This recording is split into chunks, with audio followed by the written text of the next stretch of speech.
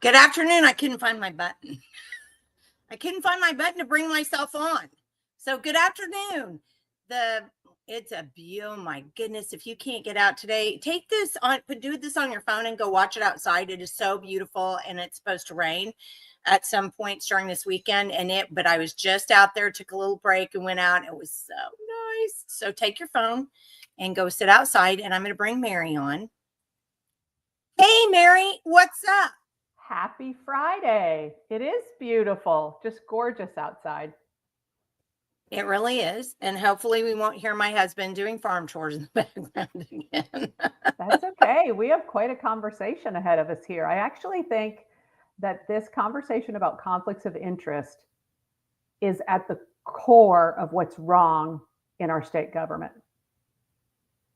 Well, let's do a little bit of chit chat about that here. Okay. Remember, we had Charles Key on our regular 9 o'clock podcast this morning. Very and he was interesting. talking, and I've got to get his book. It's on Amazon. And I've forgotten, oh gosh, help me, what's the title of the book? Ooh, I lost it. Yep. Nope. I don't have it. I was going to go look by his name. Yeah, darn it. I don't know why. It's just, I can see the cover because I remember it's OSU orange. But I'm going to get it as well. An in-depth look from the inside about our state legislature and how things work when someone runs for one of these offices to represent you as your state representative or your state senator. And you vote based on their platform and what they're putting out there publicly about their positions. And then you're just constantly so dismayed about how they turn completely around when they're voting and with the legislation that they're pushing. And I can't wait to read it because he talks a lot about those moments, those arm twisting moments where the power lies, what happened after 2010 when that referendum by miracle of God above, brought in term limits for our state office holders and our legislators. I can't wait to read it. Really interesting. Well, I thought his main thesis is that if leadership won't allow bills to be heard, then it's suppressing the liberty of the patriots, which is, truly, you look at Jim Shaw, for example, he gets elected and then the leadership just shuts him out because they liked Kevin Wallace. He was a friend. And that's the important part about our legislatures who we're friends with. And so, if they're friends and you knock out one of their friends, then you just get frozen out. And he didn't get a single bill heard. And the sad thing about that was that every bill that he brought, and I believe he only had 6, as an incoming freshman, were all bills that were request bills from not the Chamber of Commerce, not a business in his area, not an industry, not a lobbyist, but shockingly people in his district that elected him. So yeah, it's just been such a frustration. But in this particular show today, this special that we're doing today, I think it's super important to realize that what you said initially coming in, and that is, if we don't even know what a conflict of interest is, where are we? I mean, It's really tough. And when you look at the wave of political correctness that caused people to allow really harmful things like transgender story hours and things that we couldn't speak out against because it would be impolite. The removal of conflict of interest is essentially doing the same thing in our legislative system. So if you look at the definition, now it's an affront, it's an attack to actually vet someone for conflicts of interest that may not be in the public's best interest. So a conflict of interest in the dictionary is defined as a conflict between the private interests and the official responsibilities of a person in a position of trust. So the actual conflict lies between their private interests, which we all have. We have relationships, we have families, we have all kinds, we have businesses. A conflict between those and the official responsibilities of a person in a position of trust. The misnomer here is that there's nothing in this long-held definition that is any judgment of character. It is assumed as a risk for any human. It's about relationships and competing interests and human nature, not character.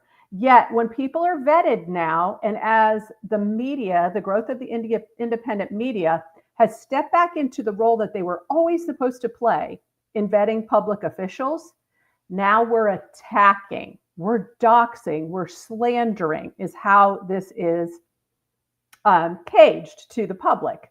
It's not. We're looking at the private interests of the person and their official responsibilities and bringing that information to the public so that they can decide. Now, in state law, when we're looking more now at education, public education, state law clearly acknowledges conflicts of interest are a problem that need to be responsibly handled. So Title 70 is where all of everything we do in public education either happens or doesn't out of Title 70. So it's 75-113.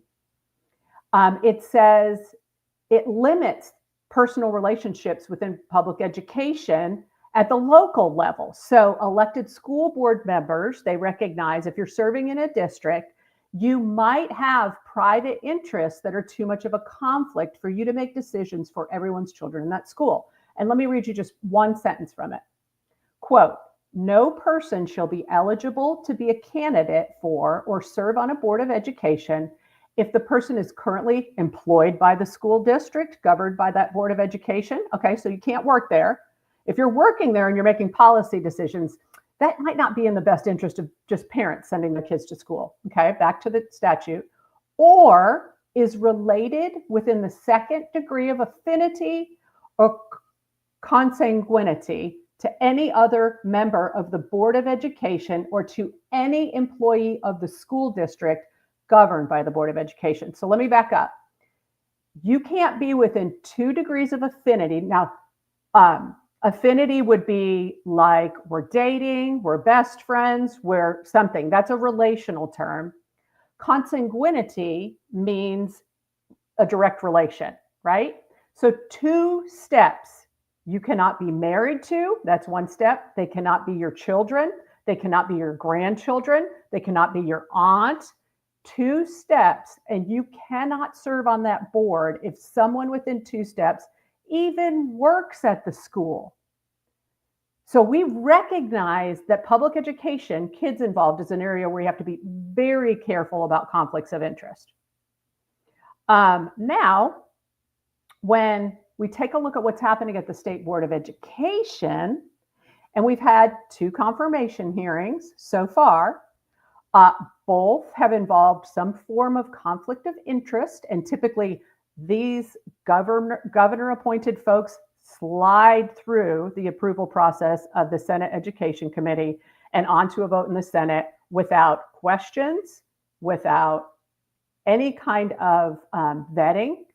But because so many grassroots and independent media have brought up some concerns, these have been really interesting. And we went through the one with Mr. Vandenhen recently on your program. And now the greatest most identifiable conflict of interest we have with Stitt's 3 appointees that he placed on the board in February has to do with a gentleman named Michael Tinney. And again, this has nothing to do with Michael Tinney's character. He seems like a very nice man who would actually like to serve children in the state and education. It has nothing to do with who he is as a person. But the vetting and the interesting questions that were happened in that hearing, I think really need to be explored, because they reveal that conflicts of interest are flowing throughout our entire legislature, and they know it. Well, and I'm going to even jump on that and say, and they act as though they don't know what a conflict of interest is, or then it just doesn't matter. I want to get in this comment that John says, how can you have a superintendent, principal, and special ed teacher in the same school then? And I assume you mean that are related. So let me talk a second about that. This is a huge problem in our small rural schools.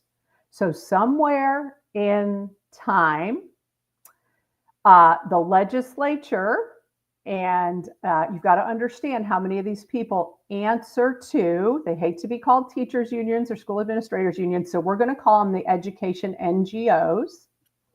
They answer to the NGOs, and somehow they got into state law that if your district has less than 400 students, the restrictions that I just read to you from Title 70 go out the window. You can all be related. You can be on the board and your wife can be the superintendent. You can be on the board and your kid can be teaching or be a principal. So that is how that is happening. And we see so many problems in rural education related to those conflicts of interest. Because there's a protectionism among related individuals.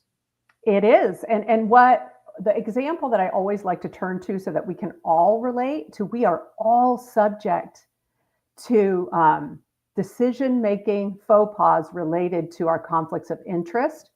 If you go to a high school, say, basketball game, and you do not have a child on the floor playing or involved or going to either school, you just watch.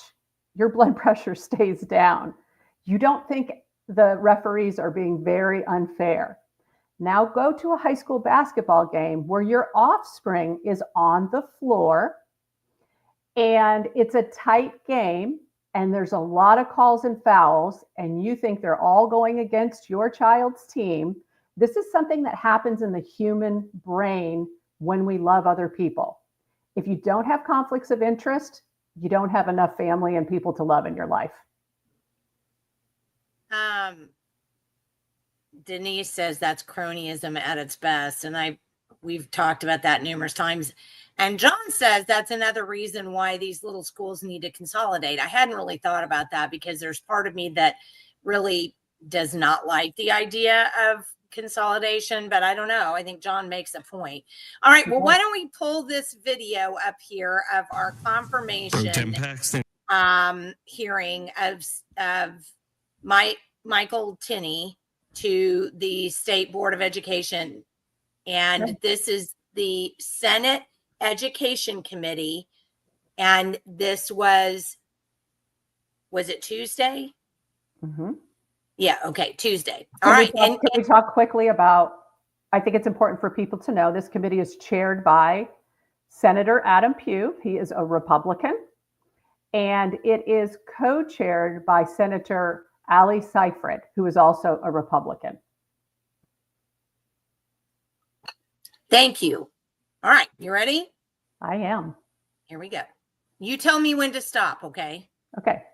Although I may pick some stops too. We'll see. I hope you are recognized to present the nomination of Mike Tinney to the State Board of Education. Thank you, Mr. Chairman. Thank you, members. Members, I've also had the opportunity to get to visit with Mr. Tinney this morning and get to know him, and also I've been able to see his performance on the state board as to this date and what he's been able to accomplish. Very well impressed, very well honored to be able to carry this nomination. And I don't really want to tank his nomination, but as we were visiting, I saw on his resume he's from Mangum, Oklahoma. Well, that's where a lot of my family hails from, and we started comparing some of the last names as they go through. It's possible we actually may be like distant cousins. So I don't want to tank the nomination with that knowledge out there now, but with that, Mr. Chairman, I do pass, and would like to ask Cousin Tinney to come up here and speak. So. Can you pause for just one moment? So I do want to point out that is Senate Pro Temp Lonnie Paxton, also a Republican, and no, it was not expected that Michael Tinney would be before this board just a few days earlier. His senator of record, who would be the one typically to carry his nomination to the board, without that, typically the nominee doesn't make it to this level. Lisa Standridge, she's from Tulsa, and she refused to carry his nomination. No, she's from Norman.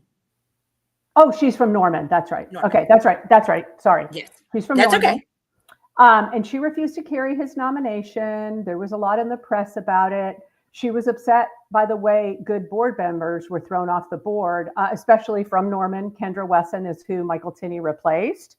And there's a lot of speculation here. It looks like Senator Paxton just said he just met the nominee this morning. So that is before the meeting. His words with Michael Tinney were his vetting.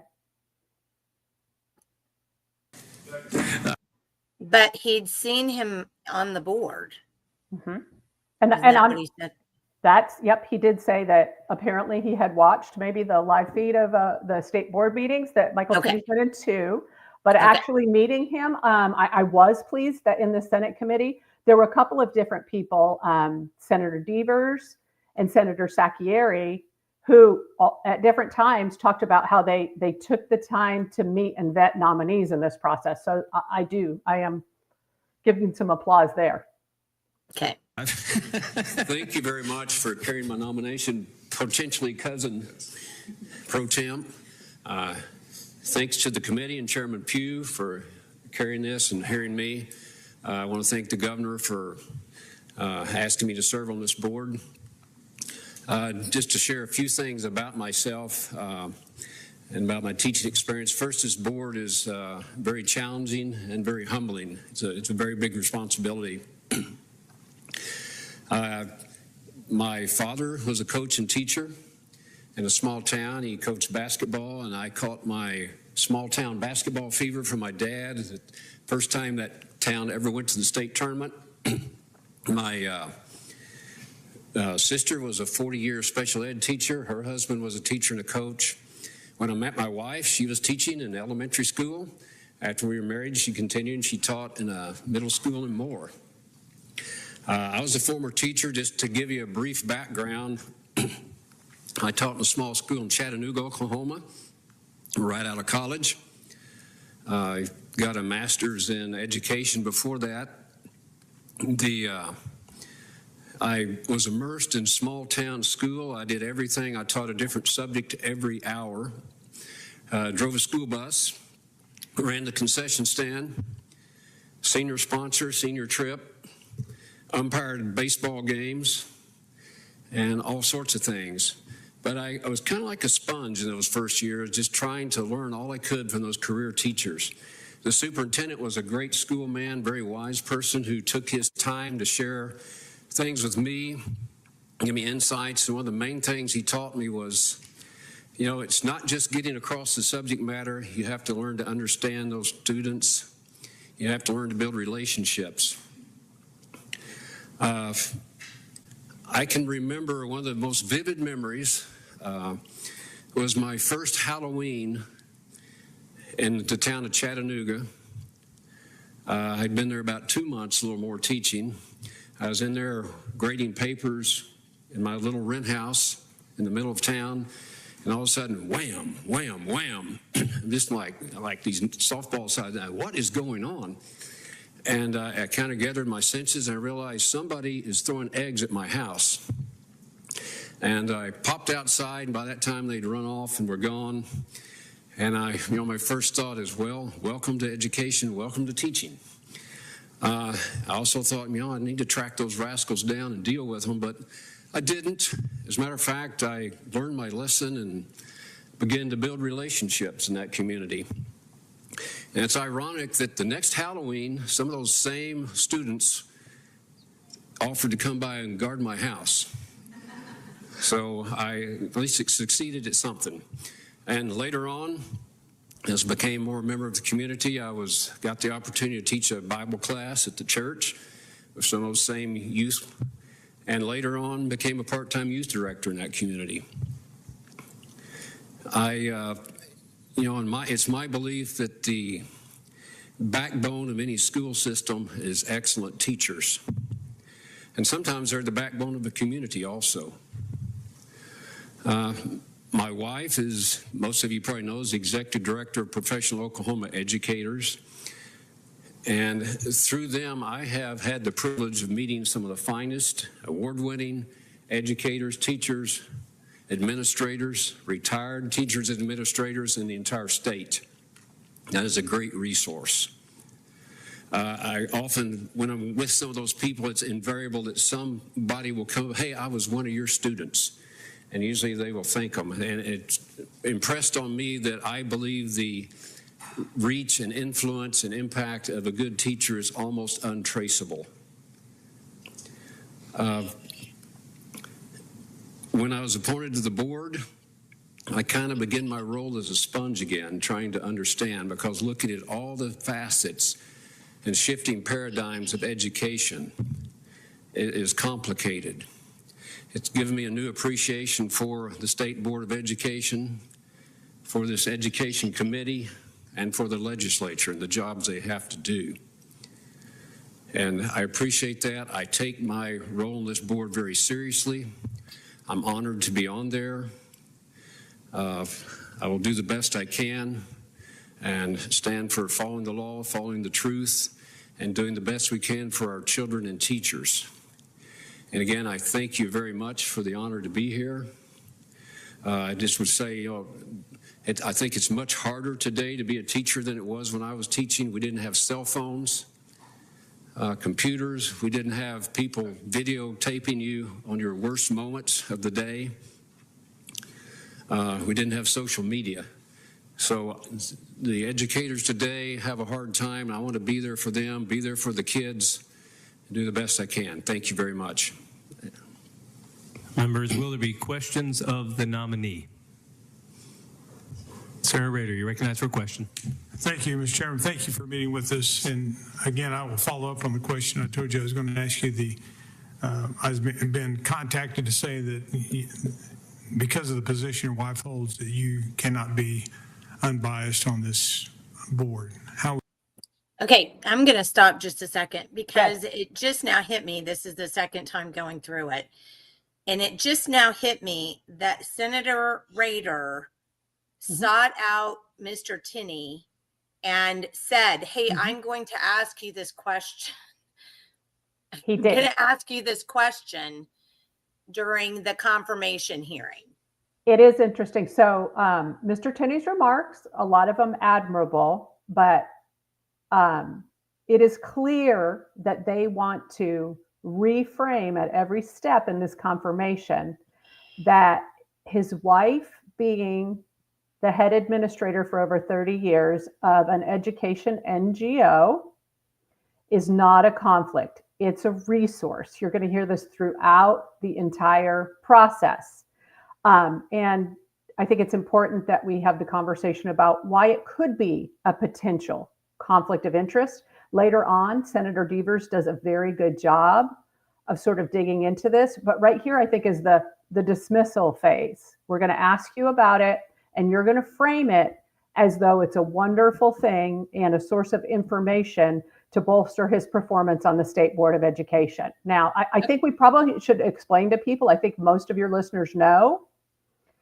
So the POE, they call themselves a teachers association. So they provide some training, things like that. But the reason that teachers primarily let these teachers associations that we used to refer to as unions take money out of their check every single month is that they provide, in this case, $2 million of liability insurance. If they're accused of anything, they represent them legally.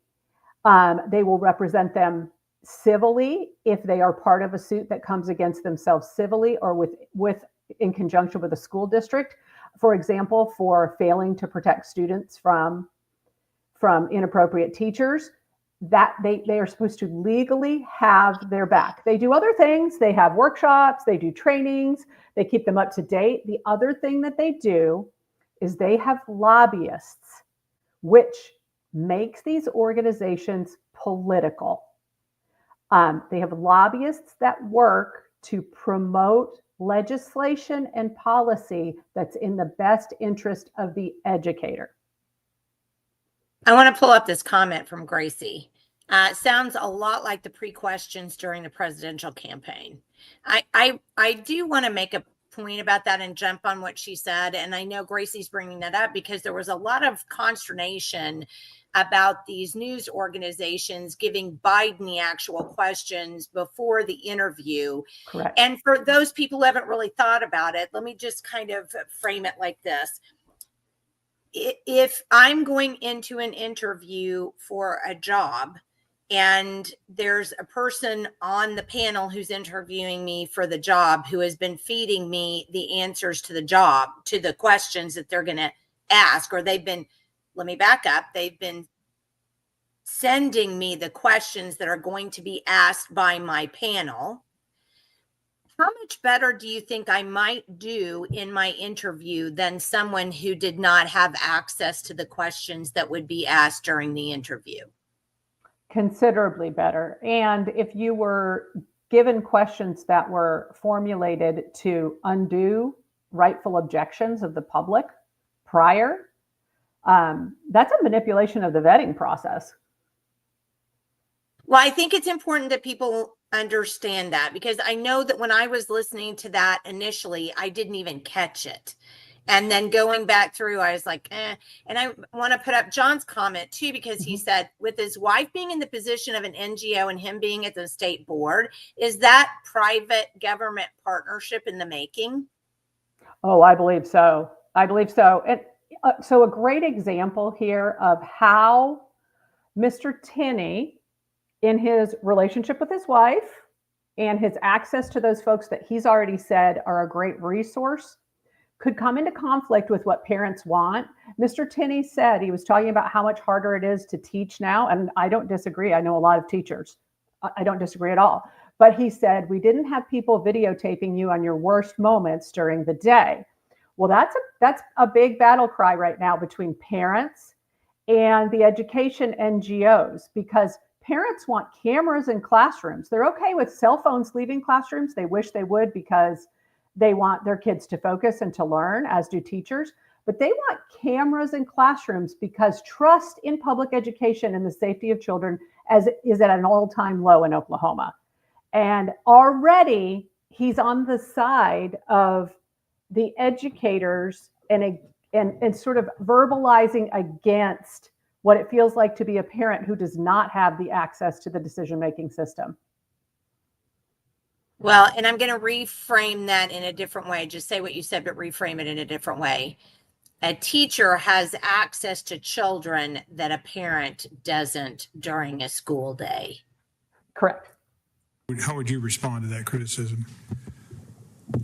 I would say, well, first of all, one of the first things I did was when I was contacted by the governor, and I said, you know that my wife is executive director of POE. He said, yes, we know that very much. I said, does that bother you or bother anybody? I said, as an attorney, there's no direct conflict. I'm not going to represent anyone against the Board of Education or have anything to do with them on a legal basis. Okay, I'm going to stop it right there because I can't let it go. I can't let that go. So in his mind, as an attorney, the only conflict of interest could be him representing the board against another teacher. That's Is that the what he way said? That's the way he's framing it, and not about the general where his private interests in his relationship might affect his decision making on the board. He's putting that way to the side as if it doesn't exist. And he's saying, as long as I'm not the attorney of record. So if he were a farmer, would he never have a conflict of interest because he's not an attorney? It doesn't hold any water. It doesn't make any sense. And I find the interesting thing in this part of his comments is that the candidate here, the appointee, recognized the conflict of interest, brought it to the governor's team's attention, and the governor's team and lawyers said, not a problem. When it is unidentifiable by the definition of conflict of interest, a conflict of interest. Interestingly, in the Vandenhend interview, a similar kind of softball question, it may have been from the same senator, was, how many times have you talked to the governor to try and separate him from the governor? And he said, maybe 4 or 5 times in my life. I only met him one time before he appointed me to the Russo board. Don't even know the guy. The follow-up question that didn't happen is, who were you talking to at Stitt's office? How much conversation and direction were you given when you were appointed to this? This has become a political lightning rod. These people got on the board and immediately tried to shut down all talk of illegal immigration on the board. And they're vying for, now through legislation, control of the board's agenda outside of the state constitution and state law.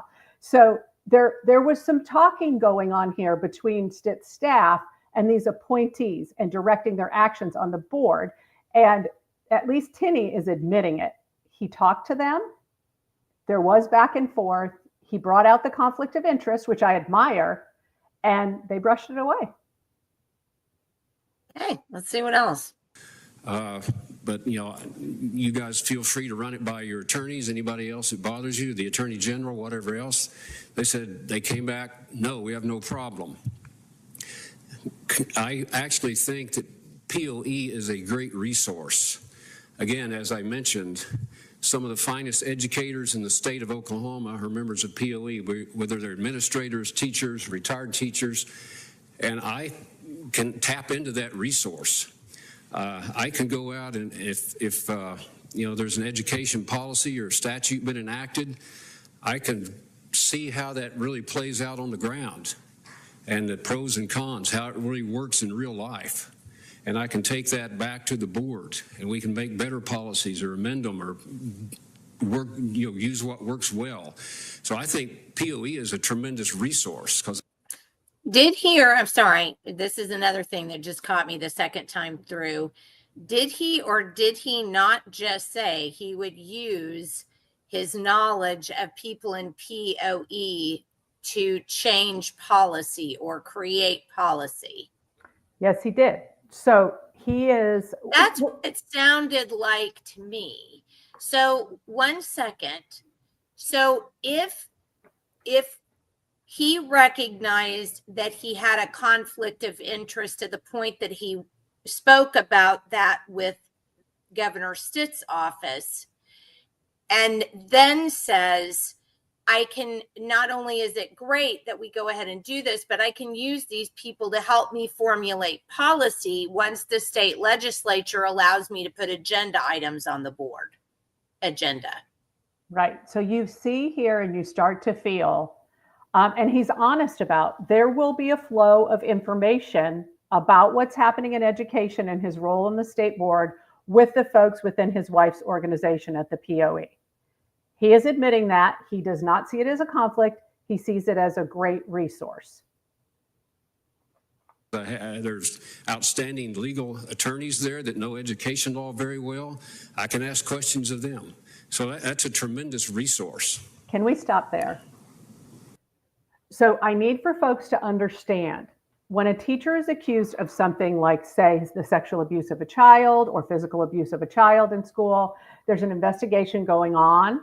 If they're a POE member, they're going to contact the POE's legal team. And on their website, they are proud of having the largest in-house legal team of any education NGO in the state. You need to understand that Mr. Tinney will be going into executive session. He already has. He's already done this 3 times.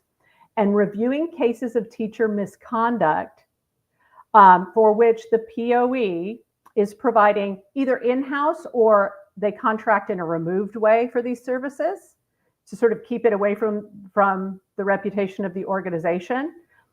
That POE is paying for the defense of those folks. There's a process, and this is, they may or may not be going through criminal court. They may or may not be going to civil court. It has nothing to do with this. There's a process at the state where they are referred to a hearing officer, and the investigators at the Oklahoma State Department of Education under Ryan Walters, they now have a qualified investigative team full of former law enforcement who investigate these things, turn that over and present it within a hearing in that court. That teacher would be represented by whoever their NGO is, if they're part of one of these education associations, paid for by that organization.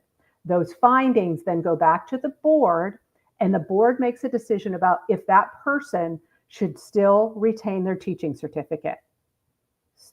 So I'm going to couch it again. So Mr. Tinney's wife is believe she's the founder of Professional She Oklahoma. says no. She says she's not the founder. She's the executive director. Okay, executive director. She is the executive director of Professional Oklahoma Educators, POE. Teachers pay dues to the POE in order to have the benefits of this association. Right. Mr. Tinney may have to go into a board meeting in executive session where he would have to determine whether a teacher loses their certification or not because of actions that would require the removal of their certification. Yes. If Mrs. Tinney's organization, if that teacher is a member of Mrs. Tinney's organization and that teacher pays dues to that association, that teacher would therefore, without a certificate, obviously not have a job to pay the dues to the association. Interesting point. Would you pull up Roberta Lewis's last comment? So Roberta says when they go into executive session, the board members have access to statements from victims and whistleblowers that the wife's organization, I should say the POE, will potentially be representing. That's a very good point. So do you remember last year when the group of legislators, including the gentleman that chairs this committee we're watching, we're trying to get into the State Board of Education executive sessions where the only thing that they do there are things that can't be out in public. The sensitive cases of child sexual abuse, teacher misconduct, that is protected information. And the fight last year was, we can't just let legislators in. You're not even willing to sign a non-disclosure agreement. We don't know that you're not going to go to the press and say all kinds of protected things that can't be happening here. Well, this is the same thing. So now we have a flow of information that we've admitted from Mr. Tinney to the POE, this two-way flow of information, and we have this very sensitive executive session information about weighty things. I mean, teachers are losing their certifications potentially. This has the worst things that have happened to families and children. It's really important to keep these lines really drawn. Well, and I want to point out what her follow-up, he will have access to information that his wife would be able to use to help her legal case should he speak about any of that outside. And we are not accusing Mr. Tinney of anything. We are just bringing up possibilities of what could happen, but there's no accusation to be made here. That's why they call them potential conflicts of interest. And again, personal interests versus your role. Is there any potential conflict? So I want to bring up Gracie's comment too, off topic, and I don't think it's off topic actually, Gracie. As a non-elected person, he's appointed, who would have the power to remove him should the need arise? There is no one but the governor that can remove his own appointment. Correct, as he did in February when He brought 3 new members on. He removed 3 of his own appointees to do so. Okay, so hold on, Roberta. And I want to point out, those 3 appointees were not accused of any misconduct at all. It wasn't about that. It was at the pleasure of the governor, and he pulled them. Absolutely. Will there be additional questions? Senator, we have a due pass from ProTemp Paxton and a second from Senator Peterson. Senator Devers, you are recognized for a question. Thank you, Mr. Chairman. Mr. Tinney, thank you for providing yourself and your expertise towards this position. If you noted the last board meeting we had several questions, and I expect there'll be several questions today. And it was noted by several of the members of this board that we have a responsibility to our state and to the children and the teachers. We represent a whole lot of people, and the board has a high duty and calling for the good of our educators and the students. So I hope that you'll take these questions in good faith and know that, you know, there's probably hundreds of people that would like to be sitting in here asking these questions, but they can't, and so it's just a few of us. First question is, what Oklahoma statute governs education? And yeah, we'll just start with that one. Well, there are a lot of them. You may be referring to Section 104 that outlines the duties of the Board of Education, which the first line of that, I believe, is the supervision of the school system of the state of Oklahoma is invested in the Board of Education. So that's a very important job. And the next line, I think, talks about the board will enact policies and rules regarding the carrying out of that duty. Okay, I'm going to stop that. He didn't answer the question properly. As far as I'm concerned, I may be wrong, so you guys can help me out here. But did he not ask the statute? He Did did. Devers ask the statute? He did, and, you know. Okay, then the answer would be Title 70, and this is from an attorney. Correct. And, you know, if we go back to, this is him thinking he's being more prepped than Mr. Vandenhen was in his recent confirmation hearing, because Vandenhen was asked these things and hadn't read the statute, didn't know specifically the board's role in statute. So Mr. Tinney now knows the one section of the board's role, but isn't familiar with Title 70. And I will tell you, Title 70 is incredibly complicated. These board members, And about that long. if any state ever needed to clean up its education statute, it's Oklahoma. Yep. So for these people to understand that statute, hopefully as an attorney, that he'll be able to get up to speed on that. Well, I just found it. If you're an attorney who has been at some point representing teachers, and yet Title 70 doesn't come to mind immediately. Well, let me stop you there. I don't Okay. believe that Mr. Tinney has ever practiced education law. He is an oil and gas attorney. So Okay, thank later you on for in the that. hearing, he talks about how he was a teacher. Later on in the hearing, he discloses that in his 3rd year of teaching, he started law school. So his teaching career was very short. You know, Am I wrong though? That wasn't he identified as an attorney for POE for a bit, or am I wrong? oh, I don't know that. I would have to check. I had not heard that, but I would have to check. I may be wrong, Really interesting. I don't know. I'll research that. but I thought he was, but I may be wrong. Okay. Shall we continue? Yes, please. Follow up, Senator Devers. Thank you, Mr. Chairman. As you noted, your wife is the executive director of Professional Oklahoma Educators. And under what circumstances would you recuse yourself from board votes regarding POE members? Well, first of all, I can't tell you, we've had 2 meetings so far. I can't tell you how many POE members have been in front of us, if any, because I don't check on that. I want to try to treat everyone the same. POE doesn't like bad teachers out there either. The other thing is, if I knew a teacher, particular teacher, as with any other board member, I would probably make that knowledge known to the board, and if they asked me to recuse myself, I would. Okay, will you pause there for a second? Thank you, Mr. Chairman. They would have to ask him. Mm-hmm. And so he's saying he doesn't know if members are POE before they come before the board.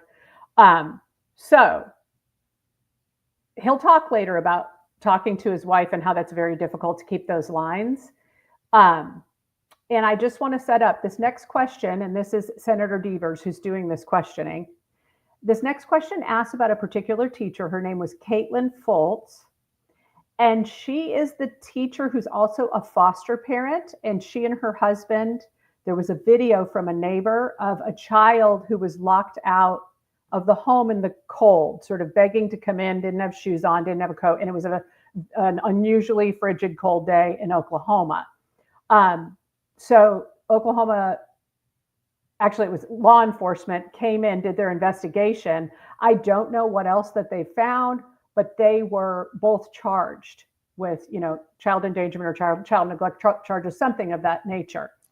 So she is facing criminal charges, and so is her husband.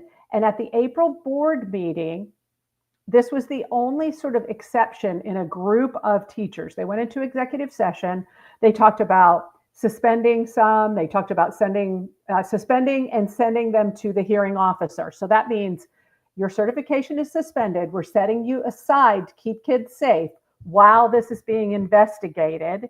And we're sending it to the hearing officer so that the teacher can have their due process. It's a double sort of a vote. So there was a block of teachers here, 5 or 6 of them. They came out, one of the board members motioned to move forward with those with an emergency suspension and referral to the hearing officer. Mr. Tinney then made a motion to exclude Caitlin Foltz from being suspended and to just send her to the hearing officer. That meant she would continue most likely to be paid at home on paid leave while she's suspended, if that's what the school had decided to do. If she's not suspended, the school could make the decision to bring her back during that time. So it muddies the waters a bit. I just wanted to set the stage for people before Devers asked this question. Thank you for that, by the way. At the April board meeting, you made a motion to exclude Caitlin Foltz from a group vote and instead send her case to OSDE investigators. Can you explain why you did this, and were you aware that she remained on paid leave from the school during this time? I don't know that all her circumstances were brought up.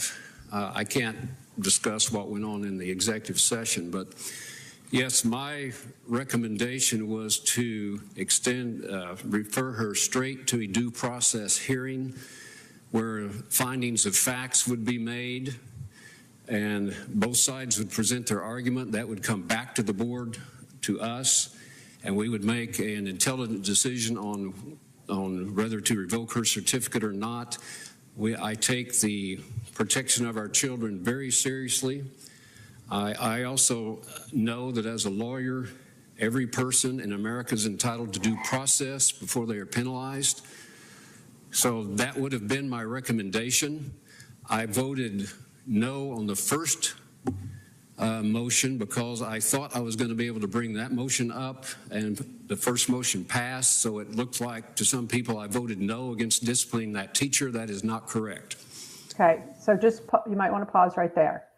Yeah, let me throw in this comment from Roberta. This suspension takes a burden from the district because until the suspension happens, that teacher is still being paid. Correct. And they have to hire somebody to fill in. So they're getting a double whammy essentially from doing it that way. I'm sorry, continue. Mm-hmm. Well, this is interesting because she does. He argues that she's not getting due process, but if he had voted, eventually they did vote on both the suspension and the send to a hearing together for Ms. Foltz and the rest of the group, and that passed by 3-2. Tinney and another one of the new board members voted against it.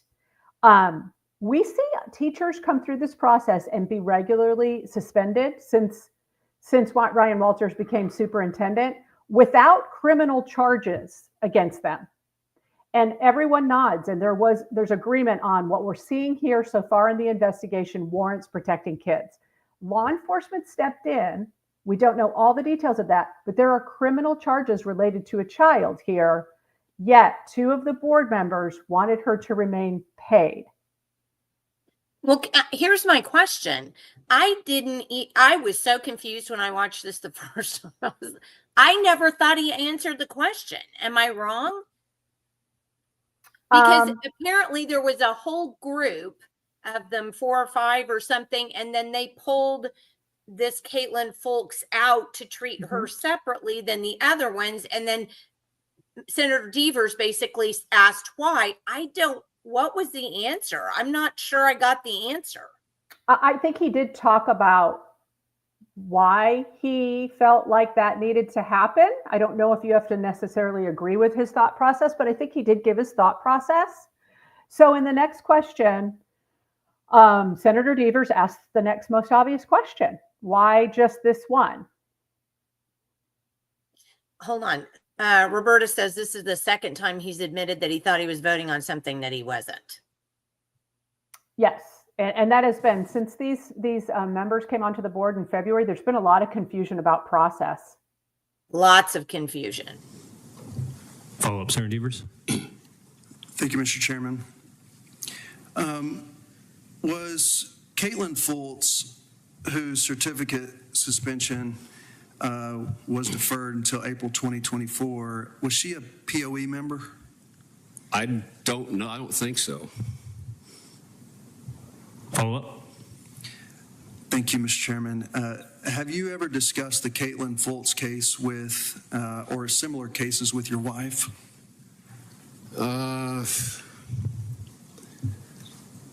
Probably in general, because she's my wife. Yes. I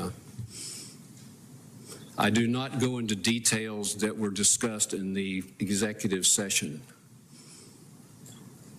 Follow up, Senator Devers. Thank you, Mr. Chairman. And that was going to be my follow-up. You have access to executive session material, including sensitive information like victim names and statements, and would wonder what safeguards are in place to ensure that the information does not make its way to your wife, who may represent teachers involved in these cases.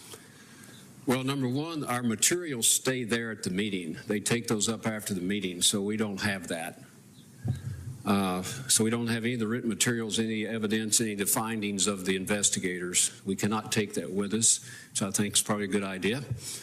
The other thing is, I guess it's just my personal integrity or ability to not go out and blab things that went on the executive session. Some things are public, as is the lady's name you're mentioning. There are some things out there that are public about her. Everybody or people that watch the news may know that, but I don't, to go beyond that or to go into detail, I would not do that. I hope I would never do that, what goes in the executive session. I try to be very careful. Sometimes it's hard. You're talking to your spouse, but I try to watch that very carefully. Can we pause? Okay. And this was the thing that I heard him say this, and I literally almost fell out of my chair. He literally said, it's hard not to tell my wife, who has a teachers association, these things.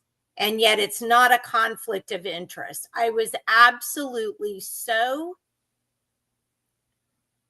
I guess give him props for honesty or something. But at that point, then then if you're going to be honest, then at that point you should step away from the dais and say, I think I should probably not be here.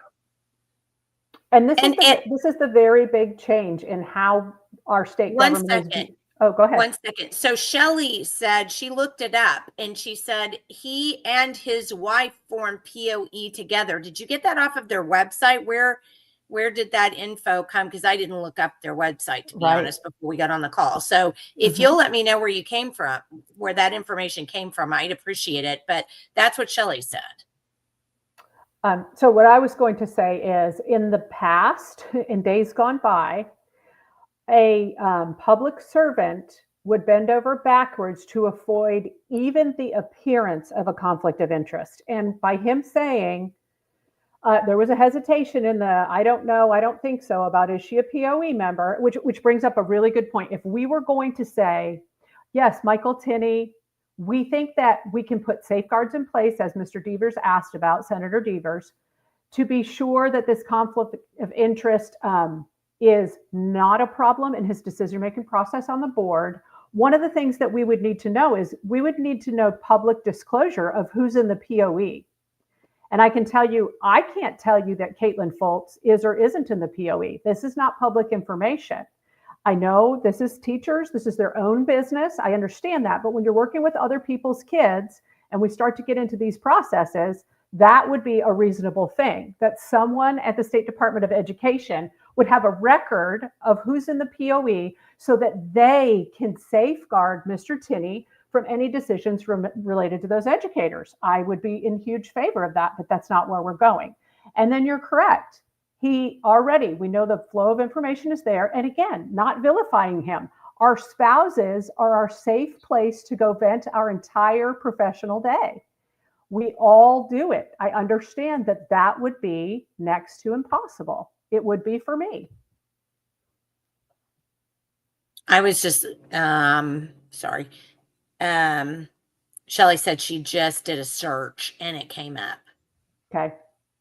But yeah, I mean, I don't think that's abnormal at all, because No. at some point you have to be able to have, I mean, it's your spouse. I mean, Correct. I'm not faulting him for saying, yeah, that's hard.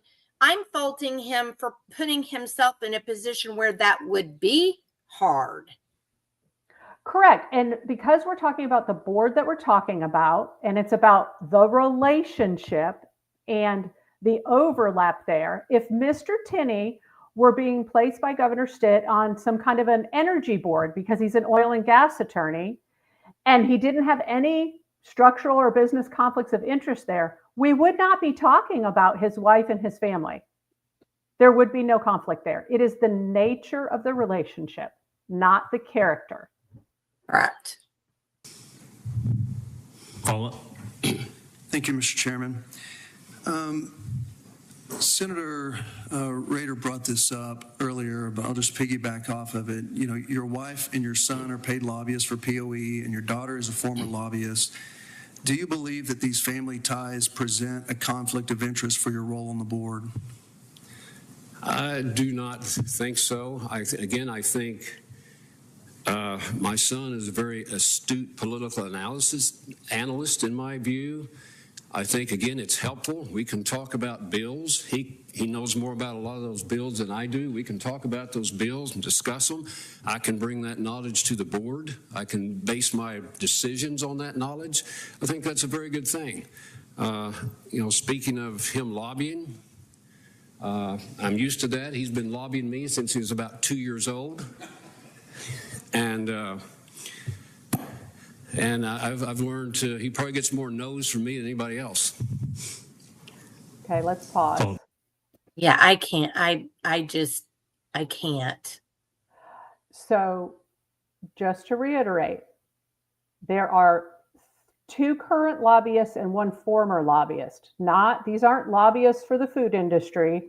These aren't lobbyists for the auto industry. These are lobbyists whose purpose is to affect education policy in the state. That's their job, and I respect their job.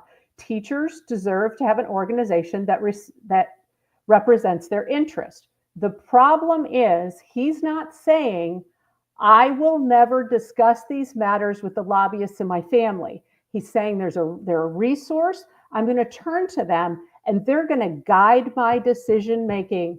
I can bring it back to the board. Heck, they may even be guiding other people on the board, because I'm going to bring the lobbyist perspective to the State Board of Education. So I'm going to just throw something up here 1 second. I hope you'll give me a little second of latitude here. So this is this is on their website. Oh, I'm gonna have to remove this one. It better not go back. This is on POE's website. So you'll notice here is the Professional Oklahoma Educators logo at the top, live action alerts and policy updates. Here's a legislative alert. One of the bills that was being run was to allow the board members to be able to put an agenda item on the board agenda. We've discussed that quite a bit during Mr. Vandenhen's appointment committee meeting. And I don't see that particular legislation here on their update. I haven't actually read it. You have to go into the update itself, I think, to read the entire thing. But here's what they have here: key bills from POE's surveys, Oklahoma Promise, and it talks about 646 right there. So they're getting ready to, Senator Devers is getting ready to ask a specific question. Now that he's asked about the lobbyist in the family, he's going to ask about Senate Bill 646. So I want to point out this is yep, Capitol News. Exactly. So he's going to ask this question about this bill. And I want to go back just here to earlier this month. Earlier this month, this publication published an article about Senate Bill 224, which is the data bill, correct? Where they're wanting to collect all of our kids and our data from cradle to career. Huge push for Stitt's office. We've talked extensively about it here. You, Jenni, have written and talked about it probably more than anyone else.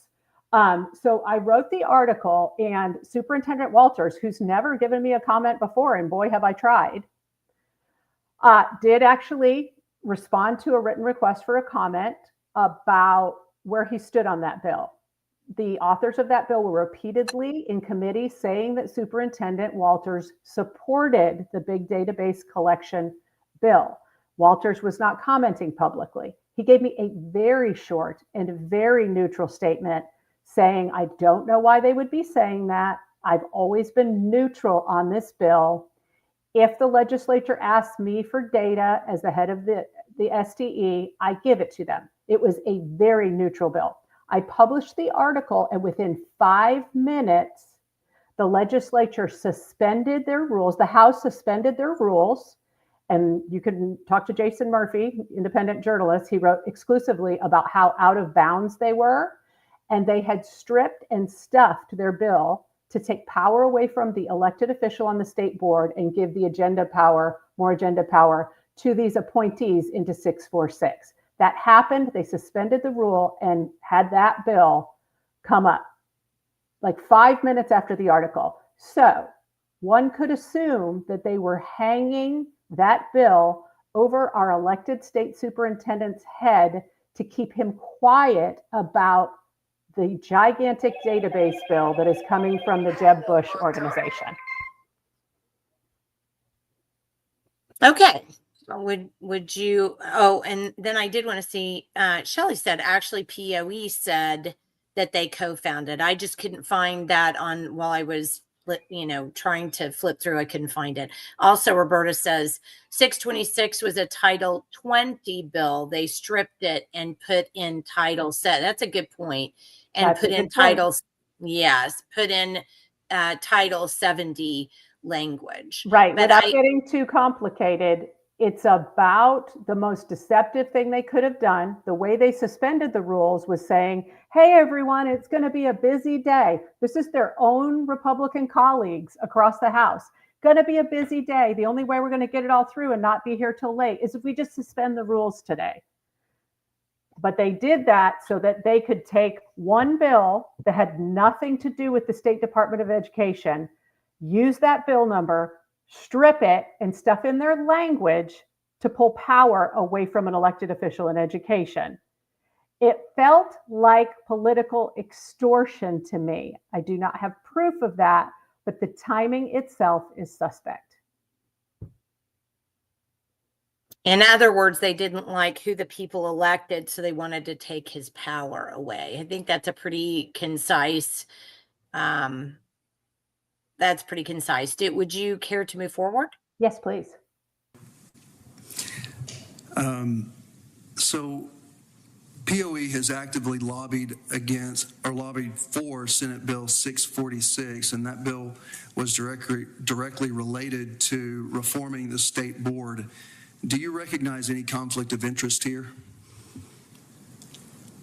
No, I'm not lobbying on that bill. I guess I have an opinion on that bill, but I would not see a conflict of interest. That's just, everybody knows somebody, people know who stands on what and what. I don't have any influence beyond probably anybody else on that bill. Maybe as a board member, I guess I can express my opinion to anybody, and they can all come up and express their opinion to the legislature about that bill, but I don't see any conflict there. No, sir. Okay, did he or did he not say that he would go to the lobbyists directly and go to teachers at POE to get their opinion and to be able to free flow information? Did he not say that? Yes, they are a great resource. They are those were his exact Those were his words. That's words. correct, Mary. They're a great They resource. are a great resource. And what's interesting is clearly the faces around the room must be showing an acknowledgement of this conflict, because Senator Pugh, who is the chair, then cuts off, it's not going well for Tinney, cuts off the Senator Devers in his questioning. They need some friendly fire. Senator Devers, we have one more because we have some others in the queue. You're recognized for a follow-up. Thank you, Mr. Chairman. A POE newsletter quoted your wife stating that Senator Standridge, who previously was supposed to carry your nomination but didn't, quote, values political payback more than serving students, end quote. Do you endorse this statement? I'm trying to remember if I've even seen that or heard it, honestly. Everyone's entitled to their opinion. I was disappointed and disheartened by her position. I have tried, if you read the press, not to say anything really derogatory or detrimental. I went in and talked to her about it personally. It was a professional conversation, and I said, there's a lot of people that are going to get upset one way or the other on this and say a lot of things. I said, I'm going to try not to be one of those people. I will say this, my wife is, to her, and I'm glad, a great defender of me, and vice versa. Senator Hicks, you're recognized for a question. Okay, so if there's one line in this, so his wife has spoken out publicly now, we know. There's not a line there. She is involved in this discussion about his nomination publicly. And he says, I went in and talked to her about it personally. It was a professional conversation. And I kind of said, there's a lot of people that are going to get upset one way or another on this. So he went in and talked to her personally, and it was a professional conversation. That almost overlies that definition of conflict of interest. Your personal interests collide with your professional responsibilities. We see it happening real time with this couple. Well, and I want to point out, and I don't know if you can share your screen or not, but I was contacted by Ginger Tinney and through Facebook Messenger, and she sent me a Facebook post that her daughter Rachel was doing in her vehicle and talking about how unfair this was, and I'm not going to put words in her mouth because I don't remember it. We'd have to look at it. I told Mrs. Tinney on the messenger that I was not interested in receiving that message, and I have been since blocked from any further communication. So I cannot see. I do have that. post. I actually saw that. A constituent sent that to me, concerned about the involvement and thought that she was still an active lobbyist. I will say, this is his daughter who was a lobbyist for the POE. And she does have some connection to this appointment, but we can talk about that later. Okay. So let me see if I can play this for you.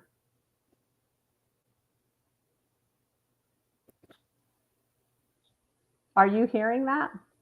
I am not, and it's not. You have to put share to screen. I did. So when you I go did. down to present, and Yep. then it'll say share screen, and Yep. then click. Oh, I have to take this out first. Sorry, that's my fault. Okay. Now try it. Okay. I'm going to start it over again. Okay, you got to pull it into your screen though. You got to share screen. Oh, goodness. I did it and then I undid it. Okay. We're going to get there. Okay. Share screen. Yes. There you go. And let me It's not start it coming over. up.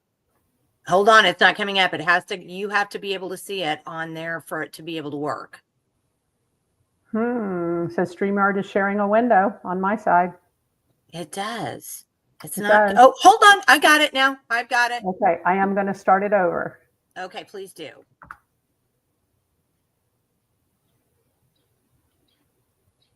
Okay, we need to hear. I guess you can read. I don't know why we don't have sound. No way we have sound either. By the way, thank you to everyone who's reached out. Oh, wait. I got it. I got it. Okay, let's back it up one more time. Too many things. Okay. Nope. Well, my father has been thrown into the political fire, and if you know him, this is not his thing. He's a no drama, no nonsense kind of guy, but he's in the hot middle of it. So I'll give you a recap of what's going on. By the way, thank you to everyone who's reached out about it, and your support means a lot. So my father was appointed to the State Board of Education by the governor.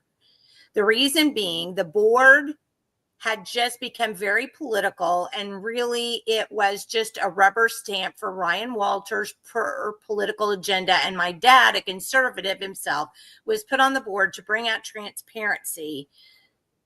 My father's an attorney. He's intelligent.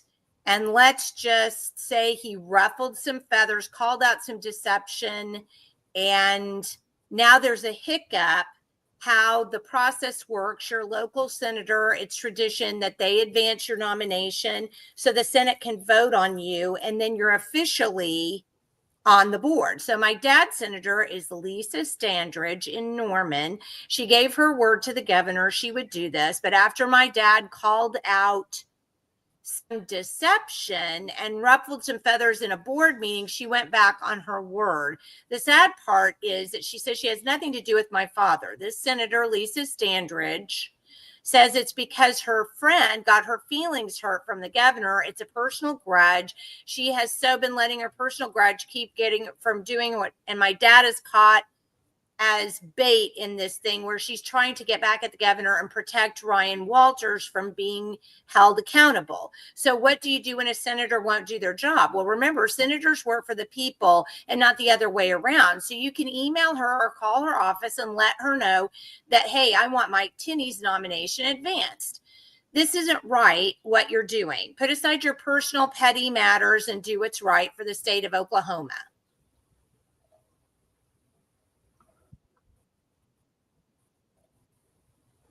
Are you there? I am there. I'm sorry about the sound. I don't know what's not coming through with mine, but luckily the captions were there. So well, I'm not go sure ahead. that we needed the sound because somebody could even, this was on, what is Rachel's last name? Her Ackerman. Rachel Ackerman. Okay. Rachel Lee Ackerman is her Facebook, and she had several of these video posts. So she was lobbying for her father's nomination to go through. Thank you, Mr. Chair. after his senator of record refused to carry the nomination. So now we have the family of essentially a political organization lobbying for a family member to be on the Board of Education. This is very political. The conflict of interest here is not hidden, it's playing out publicly. Well, and I do think I was personally, I got my feelings kind of hurt with her whole, well, because the board had gotten too political.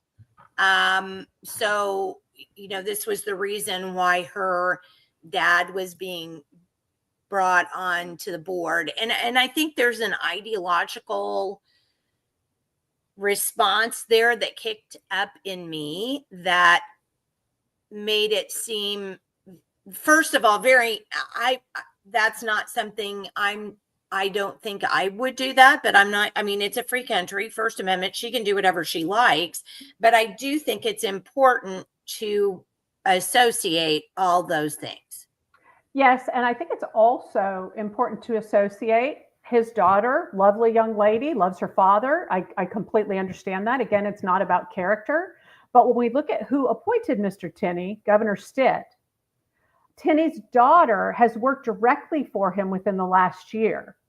She has a business that's about professionalizing and increasing the etiquette for corporate employees, politicians, that kind of thing. And she did some work with Governor Stitt when he was pushing the campaign about how we should agree more agreeably and that politics should be about etiquette and positive discourse and bringing down any hostility. And she did some, I guess I would call it public relations work, in which she did some videos for him for social media where it's him and a Democrat House representative from Tulsa. And it plays off them fighting at the Thanksgiving table. And this young woman, Rachel Tinney, comes in and stops them. And they talk about decorum and etiquette, those kind of things. So she was working directly with Stitt. And there's a lot out there on social media of her connections to Stitt at the time that he was appointing her father to the State Board of Education. Okay. All right. Shall we continue? Yep. Now, this is Senator Carrie Hicks, a Democrat, asking this next question. Mr. Tinney, I was just wondering if you could share with us, what is your motivation or your desire for serving the state in this capacity on the State Board of Education, and what does public education mean to you? Thank you. So I would kind of consider that a softball question, but It's a good question. Well, as I shared a little bit, I grew up in a family of teachers, a lot of them, and went to public schools. My kids have been through public schools. I was a school teacher for a while. For some reason, I was felt called or inspired or whatever I applied for law school kind of on a whim while I was teaching my third year and got accepted to OU. So I made the decision, I would try another way to go, and I still enjoy teaching legal seminars and things like that. But public education, I think, as I said about teachers, that's kind of the heart of our society. If we're a democracy, a republic, if we don't have educated, well-rounded people that know what's going on, we are in trouble. That's the lifeblood of a free people, is for people to be properly educated. I can go on and on. I don't know if you want to give me more specific. I can ramble a long time on my philosophy of education. You probably don't want to hear that. But if you got something else, I'd be glad to try to answer. Thank you. Follow up, Senator Hicks. She waves. Will there be additional? Senator Carey, recognized for a question. Thank you, Mr. Chair, and thank you, Mr. Tinney, for coming today. You're the only one I didn't get to actually interview, so just for the sake of parity, I'm going to ask my same questions that I did to the other school board members. One, what is your opinion of the role of a parent in the school system? Oh, very important. If you get me onto my what's wrong with education speech, which I'll try to make sure, that's one of the things is the lack. Many parents are very committed, and I applaud them. They watch over their kids, take care of their kids. They watch what their kids are doing in school. They watch who their kids are associating with. If they have the courage, they will check their phones and things like that, or limit their phone time. I applaud that. I think that leads to much better students and student results. Unfortunately, there are a lot of parents that don't do that, and I've heard again from teachers, kids come to school, they're sleepy. Some of them may be stoned a little bit. Some of them are not interested. Some are hungry. Some have such turmoil at home, they just get out of there for that. That's how, as a teacher, do you get a kid that's, life maybe hanging in the balance, or how do you get their attention and try to teach them history? That's a challenge. That's why, the good teachers are so valuable. Some of them can do that. One of the things I learned, I'll go back to mine as a school teacher, I had trouble with certain, why can't this kid, they don't care about anything. Why can't they learn? They just do not care. They will not, I try to get them. And when I became youth director, I visited some of those homes. And some of them would be what you could call maybe that passed for a home. And then I understood this student has never seen anybody that even role models responsibility. So when I'm getting on their case to act right, they don't know what I'm talking about. So parents are, we need to get somehow to reach those parents, bring them in that are on the fringe out there. Follow up, Senator Secchieri. Thank you, Mr. Chair. So how do you may have hit it a little in your introduction, how do you view your role as a school board member, and what do you think the most important part of that role is? I think as a board member, I read the statute, it's incredible, it's a almost scary amount of responsibility. And I want to take that very seriously. I want to learn as much as I can. When I found out to be appointed, I'm an attorney, but I just have a little bit of education law. I started reading the statutes and regulations, trying to get up to speed. There's still a lot of things I'm not up to speed on. There's so many, just policies and various facets of education. I think my job is to get up to speed and know, at least being informed as best I can be informed. Again, I think that's why knowing so many teachers and educators and administrators out there helps me to be better informed. And I just want, my responsibility is to the students of the state of Oklahoma. I love kids. They're important. They're the backbone, again, as I said, of our society. I want to support the teachers and educators out there and give them the best opportunity to have success with what they're doing. I could again go on and on, but that's the first thing that comes to mind. Follow up. Thank you again. How will you handle balancing the educational needs of Oklahoma's kids when your vote may not line up with what the governor is wanting or what the superintendent is wanting? That's a good question. When the governors, they were vetting me, I pointed out, I said, I appreciate the governor, and I've never agreed with the governor on a lot of things. Some things I don't agree with the governor, or haven't agreed, or whatever, and we haven't. But I said, I will respect the governor's opinion on everything because he appointed me, but I said, I will do what I think is the best.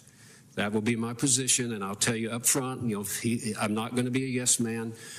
I said, I want him to know that up front. If he doesn't want me to serve, then, I won't get somebody else. I had that conversation with him. So, and the same thing with, Superintendent Walters. There's probably a lot of things. I know we've gone at it a couple of times and we've asked questions, but there are things I'm sure agree with policies. There's some policies that are just pretty obvious that we need to have, and I think everybody knows that. I agree with those policies. If I see something amiss, it's the laws aren't followed or the rules aren't followed, or I just have a question or say, maybe, is there a better way to do this? I will bring that up. Can we pause for a Follow moment? up. There's just a lot here, going all the way back to when Senator Sacchieri, who she's a freshman senator and kind of a rising star on the grassroots side. She's willing to ask these questions, which is really rare of a freshman, who typically the leadership gets their hands around them and they don't speak up. But she asks what his opinion of the role of a parent is. And you can feel the battle that's going on here statewide. And it is the education establishment versus parents fighting for a role in education again. And he goes on a bit of a diatribe about, he says, unfortunately, there are a lot of parents out there that don't do that. So there's a major judgment about parenting. And, the inner libertarian in all of us says, it's none of your business what happens in the home, honestly. Government schools need to stop right there. So you can sort of see that he's on this side steeped in education establishment and with access to this education NGO that's throwing a lot of judgment on parents. And some of that is our education system, if you look at student outcomes, is dismal in Oklahoma. So there's a lot of people trying to push blame in every direction. And it's created this war between parents and schools. And then when she asks about the most important thing in his role, he says, again, I think knowing teachers and educators and administrators out there helps me to be better informed. So his information is coming from the education establishment. And that's okay to get information there. I don't hear anything about him even being interested in reaching out to parents about what decisions should be made on the State Board of Ed. Oh, you're muted. You're muted.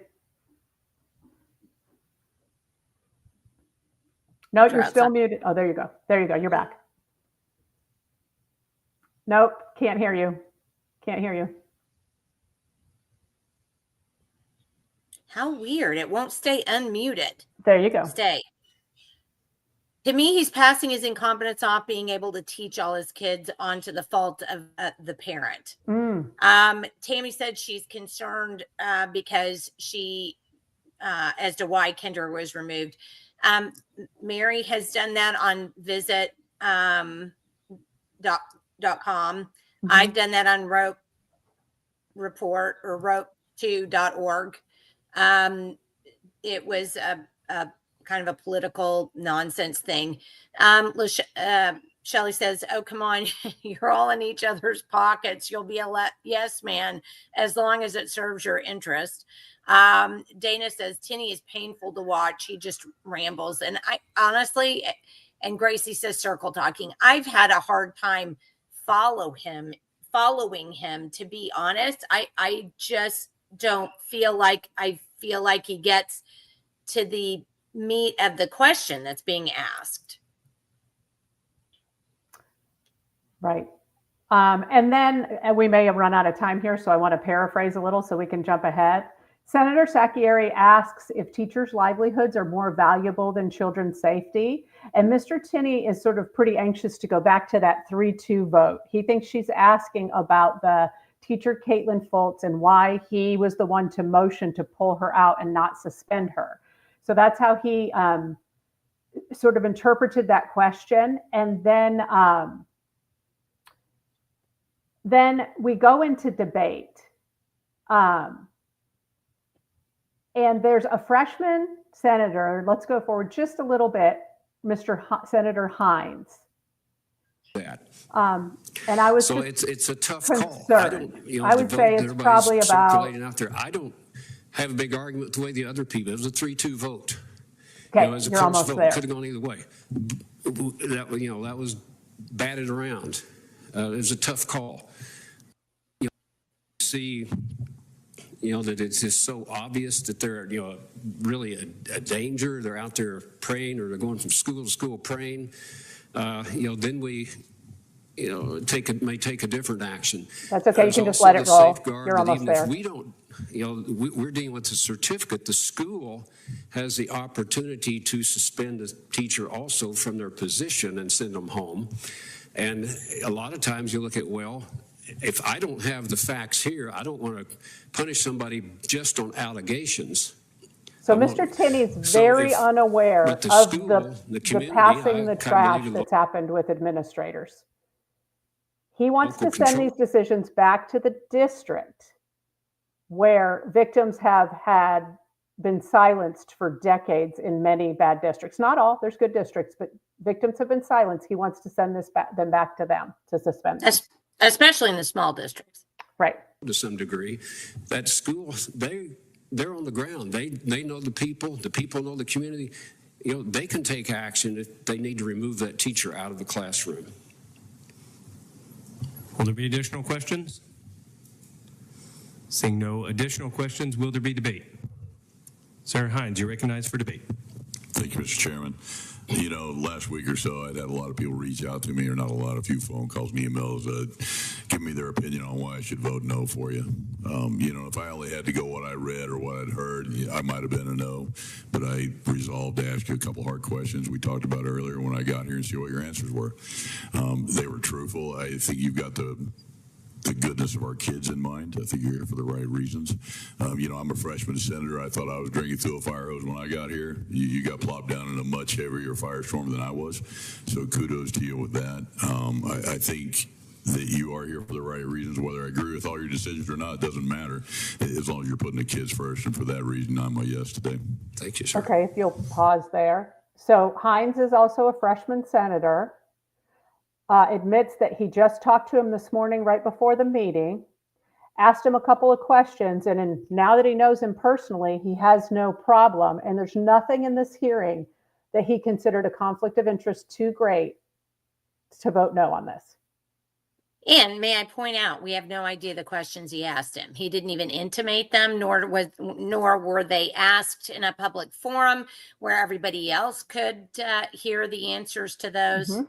So it could be like, I think Roberta up here at one point said, that's a Biden question. So tell us what your flavor of ice cream, your favorite flavor of ice cream is. Correct. And so if you're feeling frustrated that they are choosing not to see this conflict of interest, this next part in debate by Senator Devers is very refreshing. Will there be additional debate? Senator Devers, you're recognized for debate. Thank you, Mr. Chairman. Mr. Tinney, you've been put in a very difficult position, as has been noted multiple times. And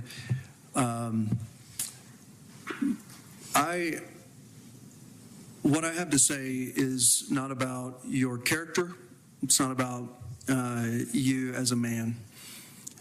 This has to do with, I think that there is too severe a conflict of interest for me to approve this. This is not a statement about POE as an entity or their efforts. That has nothing to do with them. I just am thoroughly convinced in my mind, in my conscience, that due to the nature of this conflict of interest, that it's too strong, it's too severe, and I don't believe that that's what would best serve our children and our state, especially considering you do love your wife and you love your children, appropriately so, and I think that again, the decisions that are put before you that will affect our state, and with POE being a union representing thousands of teachers in our state, there is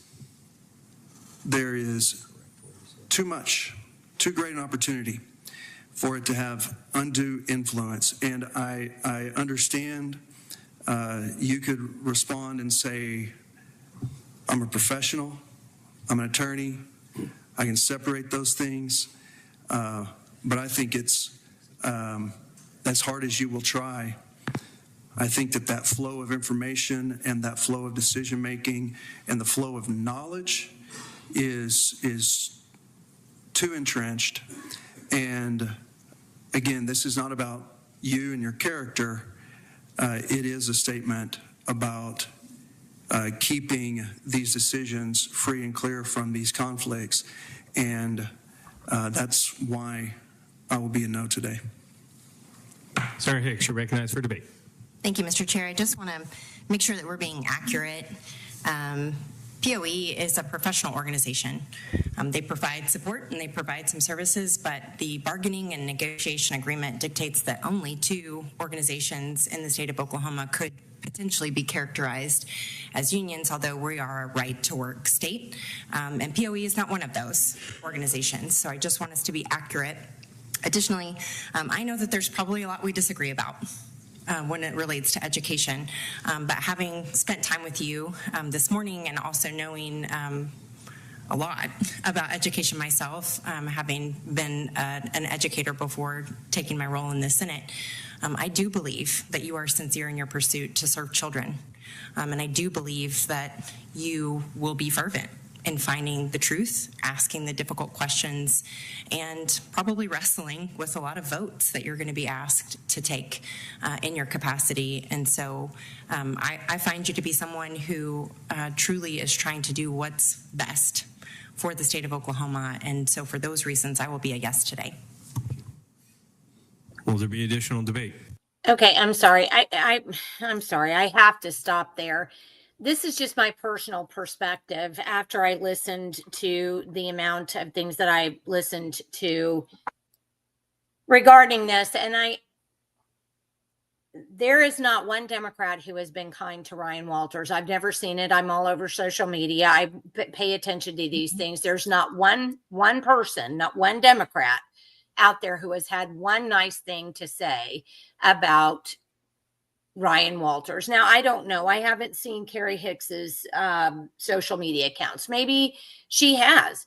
My feeling is that that the Democrats are pretty well lockstep on here in this particular issue, and that they have been so bad that they've been to board meetings fighting to get people to not let people in and screaming, carrying on, and all kinds of drama associated with the more liberal perspective about this person.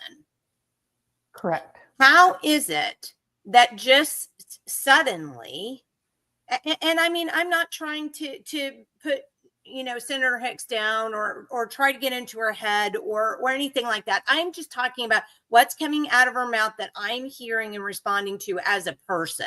That's all I'm doing.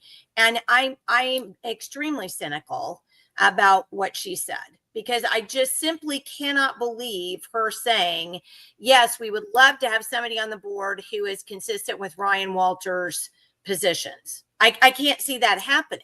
So if the Democrats are going to align themselves with these, because I believe they did with Vanden Hende as well. Mm-hmm. We'll have to go back and check, but I believe they did with Vanden Hende as well. They voted for Vanden Hende. Okay. Every Democrat. Okay. So at this point in time, I'm not believing that myself as a Republican am being represented by these new people on the board. But that's just my personal feeling about it, because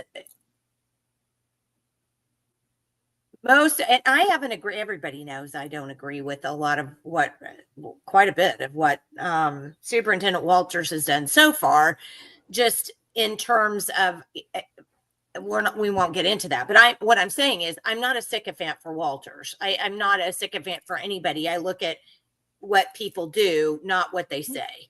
And so I guess I'm a little weirded out, I don't know another term to say it, by the fact that all of these Democrats are coming to the defense of these new board members. And yet I've heard several times now, well, we met you this morning and I think you're great. Mm-hmm.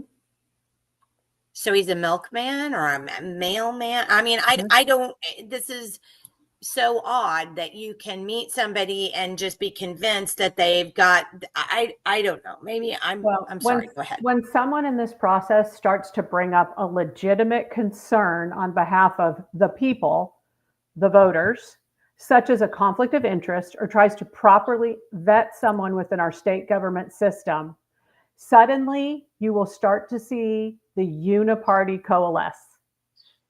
And we have to stop thinking in terms of that we have a Republican leadership, because we do not. We have a uniparty leadership, and you're threatening the establishment. And I think when we go just a little farther here and Senate ProTemp Paxton closes the debate, you'll start to see why they're circling the wagons.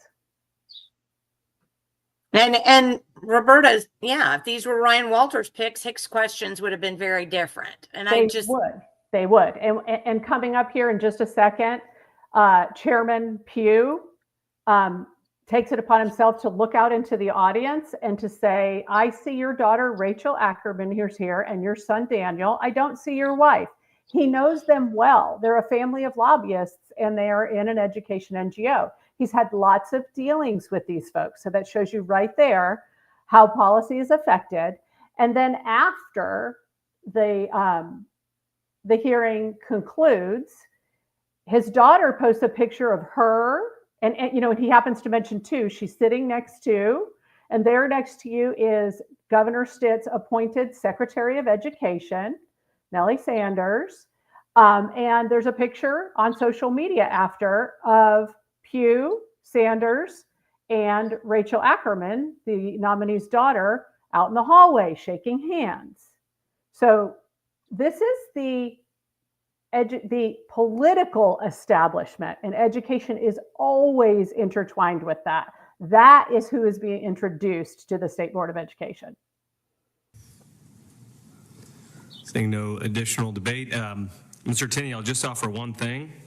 You violated my rule, because you have two family members here who were not introduced. And so I'm going to do it so I get credit So now. I don't get in trouble. I see your daughter, Rachel Ackerman, who's here, and your son, Daniel. I don't see your wife, but I also see Madam Secretary of Education, Nellie Sanders, who's here. Thank you, Madam Secretary, for being here.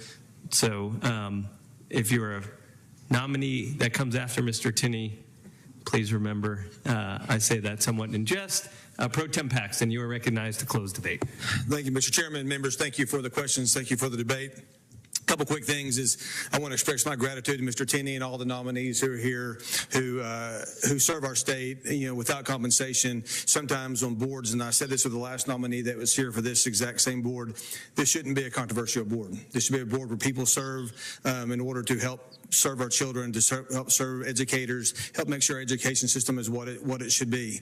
And so it is with gratitude that you're willing to step into a role like this in a board that should not be controversial, but unfortunately it has become that way. On the issues of conflict of interest, if legislators abstain from votes every time there was some conflict of interest similar to what we've talked about today, you would never get a quorum of a number of votes cast. Because my wife's a school teacher for 30 years, can I not vote on anything in education? Because somebody's a former state employee, can they not vote on anything to do with pensions? I mean, that's the thing you look at. You start talking about conflicts of interest, better look at the mirror and see if it applies to us as well. I mean, it's part of what we do. This situation is not a conflict at all. This is a situation where family members are involved in the same industry that this board kind of regulates, as far as from the standpoint of. I can't. What I think a voter is feeling when he says, if this kind of conflict of interest kept us from voting, we better look in the mirror. We're all screaming, yes, please do. He's basically in this diatribe saying conflicts of interest aren't a thing here at the state government. And it's really frightening given that they're written all over statute. And to liken his wife, he is he's a state senator, to liken his wife just being in a classroom and him considering that could be a conflict of interest of me voting, to this very close relationship that information is going to be sensitive information could flow back and forth. This man's already admitted he's going to be looking to this NGO for guidance in his role on the state board. To liken that to Paxton's wife just being a teacher is just disingenuous. And how I'm starting real to believe conflicts that, do we have? How in the state legislature? How many real conflicts do we have? well, and I'm starting to believe that these people are all in with it, with our congressmen who time the market and buy stocks based on what the FEC has been Correct. And no one the does information anything. the FEC provides in committee hearings. Correct. Direct conflict of interest, but somehow they've become unfashionable to recognize in modern politics. Well, I mean, it's just, I have to play that just 1 second again. Okay. I mean, that's the thing you look at. You start talking about conflicts of interest, better look at the mirror and see if it applies to us as well. I mean, it's part of what we do. This situation is not a conflict at all. This is a situation where family members are involved in the same industry that this board kind of regulates, as far as from the standpoint of they get to look at what's going on out there and decide what's important and decide what's the right policy to move forward. This is not a. They're involved in the same He says thing that the this same board industry regulates. That's what he said. That's almost the definition of conflict of interest. He did. And then he goes on to say, he says, yes, Conflict. This is a situation where family members are involved in the same industry that this board kind of regulates. As far as from the standpoint of they get to look at what's going on out there, decide what's important, and decide what's the right policy to move forward. Quote. So just want to make sure that's clear that if we're going to start pointing the conflict finger, we can point at ourselves the first thing. So that is something that we need to kind of look at as we move forward. That's not what this is. We have a very qualified nominee. I am very proud to carry it, and I also want to point out the fact that I'm carrying this nomination because the governor requested the nomination and because the senator who originally sponsored the nomination asked me to carry it, and I'm not going around anybody. This is done because I was asked to do it. So by the senator who originally sponsored this nominee. With that, Mr. Chairman, I yield and ask for a yes vote. That concludes debate. Clerk will call the roll. Senator Devers, Senator Dossett, Senator Hicks, Senator Hines, Senator Mann, Senator Peterson, Senator Rader, Senator Reinhardt, Senator Sacchieri, Senator Paxton, Senator Seifert, Senator Pugh. Aye. 10 ayes, 2 nays. Having received 10 ayes and 2 nays, I declare the nomination. Okay. I would invite. Were the ones that voted no.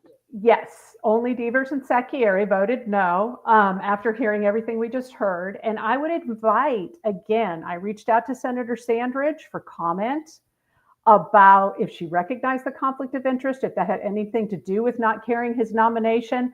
And really, we need to clarify, did she ask him to carry this nomination, Paxton? That's what he said. Or was she just asked to butt out so that they would move this nominee ahead? Senator Standridge is very welcome to reach out to me. The email is connect@v1sut.com. I sent an email request. I have not heard back from her.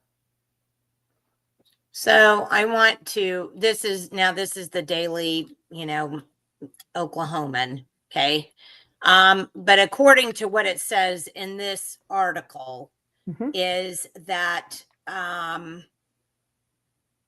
Paxton wasn't available for comment Monday about why he changed his mind. Hold on, I'll bet you I didn't pull this in. Yes, we hadn't talked about that. He had refused. After Standridge refused, he also, Paxton, refused to carry the nomination previously. That's correct. He said, and then what caused Paxton's change of heart? It remains uncertain, but during a confirmation hearing for board member Chris Vandenhend on Thursday, May 15th, Paxton took an unusual step for a Senate pro tem and spoke out against what he and others believe to be an orchestrated email campaign against Vandenhend from far-right sources. Some of those emails compared Vandenhend to Mikhail Gorbachev, the former Soviet leader of the Soviet Union, and others attacked Vandenhend's family members. Paxton spoke out about his disgust with the campaign and said the messages were written, quote, by people who feel empowered by a keyboard, who, quote, send emails at 2 or 3 in the morning, end quote, and called their content, unquote, unfair, hateful opposition, unquote. If you shared those things, quote, then you're the problem, he said, unquote. I'm trying to see if there was anything else in there, but originally Paxton had said when Standridge said she would not carry the nomination, he came out and said, I will not carry it either. And then suddenly he decided he would. Yes. And I want to point out to the Oklahoman, they said that the emails said, did they see the emails? Did they confirm that information before they printed it? I didn't see any emails. There weren't any emails in there. They just said what Paxton said. Exactly. And he did not have them in hand at the meeting either. So I think that should have been, as a journalist, it should have been caged as Paxton claimed the emails. I mean, Pugh claimed the emails said what they said, but I'm having a hard time believing that they said that. There were a couple of good comments on here. Okay, while you're finding those, let me say this nomination, though it flew by that committee despite testimony, will be coming up sometime this week in the Senate for a full vote, Mr. Tinney's nomination. So we will see if the rest of the representation in the Senate has any problem with identifiable conflicts of interest. So Shelley said he didn't get to the, remember I said something, I personally could not understand the answers that he was making. I thought they went all around. I didn't see any, there was certainly no surgical precision in answering those questions. Dana said, but he does know about passing the trash. He's been present during Sherry Conley speaking about it. And Sherry went to POE to discuss it too. And that's why moving back to small schools won't work. Everybody knows, and we've talked about that before. Teachers weren't removed until after the election. Devers has, whoops, I'm having trouble with that. Hold on a second. That was a comment about Devers, said he's become a trusted person who will ask the tough questions. Yes, that is pleasant to see. And, you know, in talking about these education NGOs, it's not just what they say, it's what they never say. We don't see them publicly ever joining the fight to stop this epidemic of child sexual abuse in schools. They're just not there. You would think educators and an association of great educators would be screaming from the rooftops, this has to stop, we won't tolerate it in our profession. And the Administrators Association, you would especially think that they would be the ones lobbying to put legislation that empowered them to get rid of these people, that empowered them to do something about it. You don't hear it. Well, I personally believe that this was quite educational. I personally believe that what's gone on for years, I mean, years and years and years, is that these people come before they're appointed by whatever governor, they stand, they maybe get some softball questions. Most of the time it's just do pass, second, pass. I mean, and they're moved on. So I mean, Senator Sacchieri and Senator Devers need to be really applauded for being people who actually wanted to get answers to questions instead of just softball questions. Or I thought Senator Hines' question was almost offensive to me. I talked to you in the morning outside of this group, but I don't intend to ask you those questions in front of everybody else. And so you fix that for me. Correct. I find that to be extremely upsetting. I mean, extremely upsetting, and it's certainly not at all. I would hope the representatives from his area would be extremely upset at him over that, because that is, there's no transparency or accountability there at all. I did the asking. I'm not going to tell you what the questions were. You're good. Well, when you see the Senate pro tem as a leader in the Senate body, setting the standard that we don't worry about those conflicts of interest or we wouldn't get a quorum, you cannot expect a freshman senator to think he's done anything wrong by asking a couple of curt questions before you rush into a meeting and saying, I know this guy, he's good. Well, I do want everybody to get the idea, and part of the reasons why Mary and I have done kind of this series, since we did one on Mr. Vanden Hende as well. If I had time to tape all of these things and watch all of them, I would do one for all of them, because people are not asking critical questions. Sometimes they don't even have the knowledge base to know what questions to ask. They hear the answers, and it's just so, it's all good that people stop to think about, they stop thinking critically about what is being said and just go, oh, well, I guess it's okay then, because, the rest of the senators in the room, except for a couple of them, are okay with it. We have got to start paying attention to this, because these people are appointed and they only lose their appointment at the pleasure of the governor. So whatever they do, we have no way at all of influencing. Can we speak to the members? Absolutely, we can. That's not forbidden, for God's sakes, but that's not the point. The point of the matter is we don't have the ability to vote them off. We don't have the ability to unappoint them. And what we have, and I think Trump said this numerous times, and so many people have said it, we have a government of bureaucracy.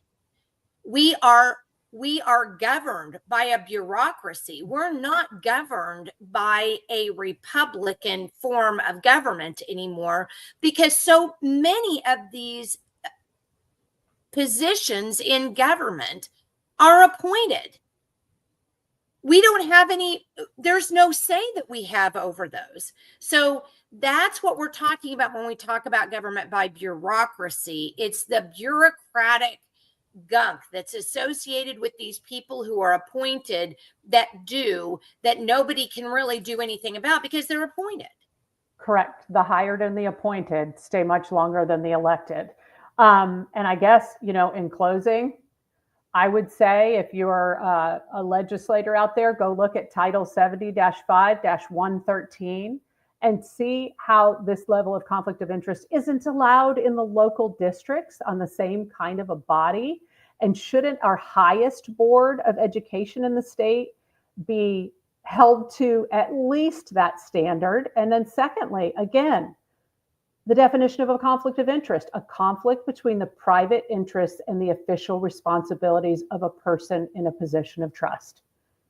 That's what it's about. We'll see how it goes in the Senate. Well, yes, we will. And I hope that we have the opportunity to be able to do the same thing for the other board member as well. And this was the board member who had a very difficult time reading the standards and wasn't able to vote on the standards that I believe he'd had for several months or something. Since February. Yeah. So that's another one that we need to look into. But guys, I really appreciate you taking the time on a Memorial Day Friday weekend to join us today, and thank you so much for that and for all your wonderful comments. Please share this information. Please share this information with your senator and have them talk about conflict of interest with you, and have them look at the conversation that we had surrounding this meeting at the Senate Education Committee, and really have a conversation with them, because this vote will be coming up. Thank you, Mary, for being with me. Always appreciate you having you on. It's just the most, I love it. I'm so glad we have the opportunity to do this together. Again, thank you for all of you who tuned in today. And you guys have a wonderful Memorial Day weekend, and we'll be back again Wednesday morning at 9 a.m. and we'll see you then. Thank you so much.